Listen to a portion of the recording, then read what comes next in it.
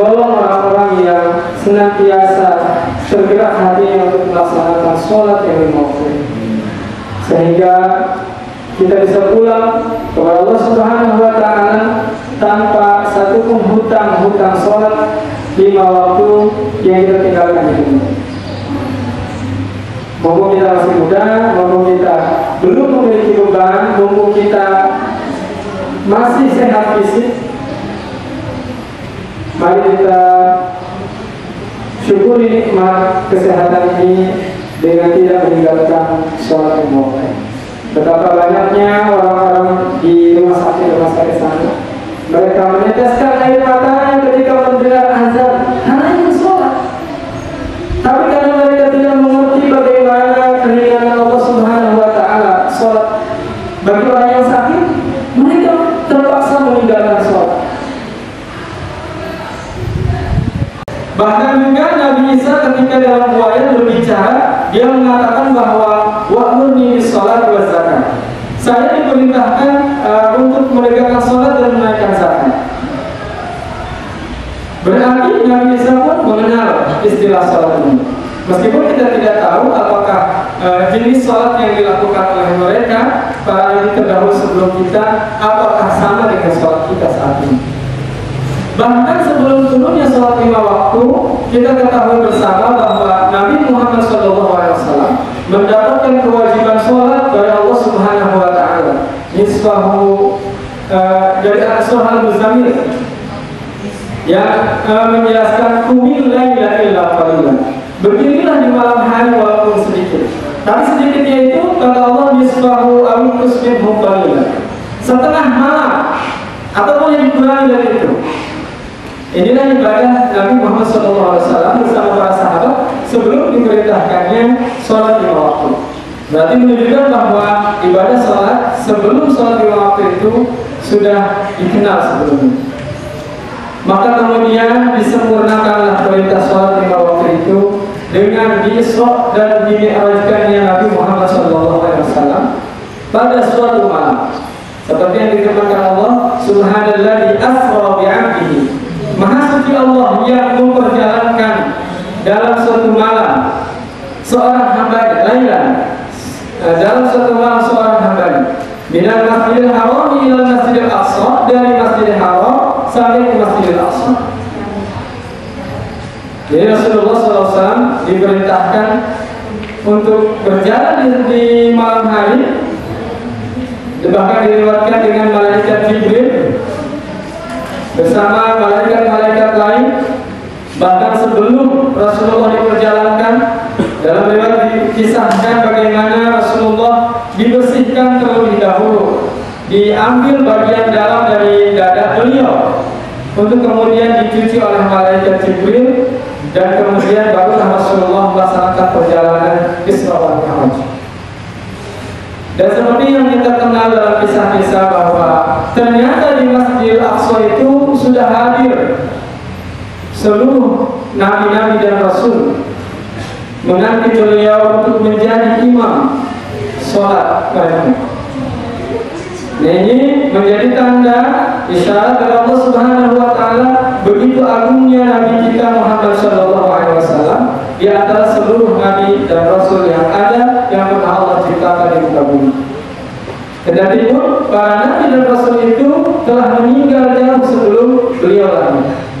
Ini menunjukkan begitu dahsyatnya kemahagungan Allah yang mampu melakukan segala sesuatu idza arada syai'an an yakuna lahu kun fayakun. Ketika Allah berkehendak, jadilah maka jadilah.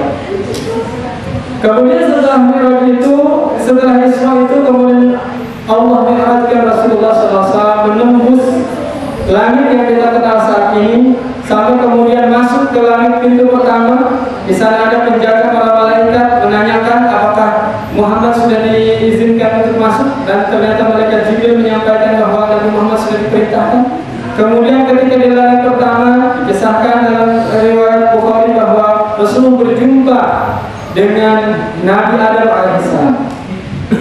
Maka Nabi Adam mengucapkan salam kepada Rasulullah SAW dan Rasulullah menjawab salam tersebut.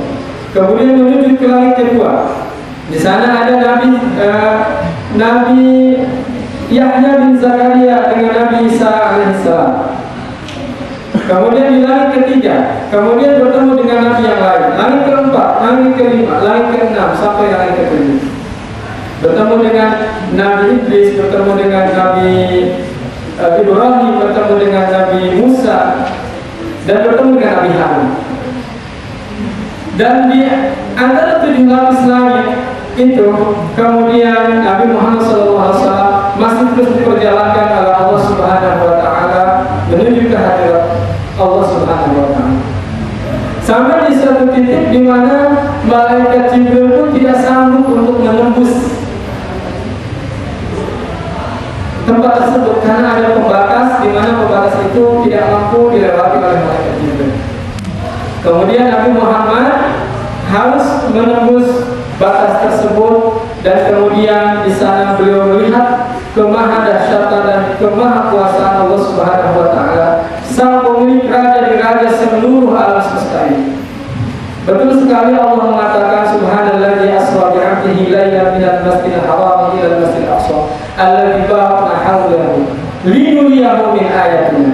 Agar Rasulullah diperlihatkan kepada Rasulullah ayat-ayat tanda-tanda keagungan Allah, kemahadahsyatan Allah yang memiliki raja di raja langit dan bumi. Bukan langit dan bumi yang kita kenal saat ini, bahkan ada alam di mana Rasulullah tidak pernah melihatnya, dan kemudian di sanalah Rasulullah menyaksikan kedahsyatan dan kemahaguman Allah Subhanahu Wa Taala. Sampai kemudian Rasulullah mendapatkan perintah langsung dari Allah. Jika Nabi Musa berbicara dengan Allah di lembah Bersina tanpa harus menembus langit, Rasulullah dengan spesialnya berbicara dengan Allah sampai harus menembus segala dimensi-dimensi yang tidak mungkin ditembus oleh manusia pada umumnya. Kemudian di sanalah perintah sholat 50 waktu disampaikan oleh Allah Subhanahu Wa Taala. Dan kemudian Rasulullah SAW kembali. Namun seperti yang kita kenal bersama bahwa Nabi Musa alaihissalam menyarankan kepada Rasulullah untuk kembali kepada Allah dan meminta keringanan untuk kita semua. Karena Nabi Musa yakin dan tahu umat Nabi Muhammad itu tidak lebih hebat, tidak lebih kuat dari Bani Israel yang mereka bikin dalam ketaatan kepada Allah Subhanahu Wa Taala. Maka Nabi Musa menganjurkan kepada Nabi Muhammad untuk meminta keringanan tersebut. Kemudian Nabi Muhammad meminta keringanan itu kepada Allah untuk kita, karena beliau Raufun kepada kita, Rahimun kepada kita.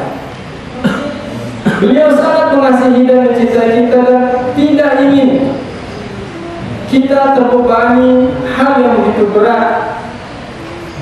Kemudian Rasulullah meminta keringanan itu sampai diceritakan dalam riwayat bahwa sampai 9 kali Rasulullah bolak-balik untuk meminta keringanan untuk kita. Sampai kemudian sholat yang tadinya 50 waktu itu hanya menjadi 5 waktu.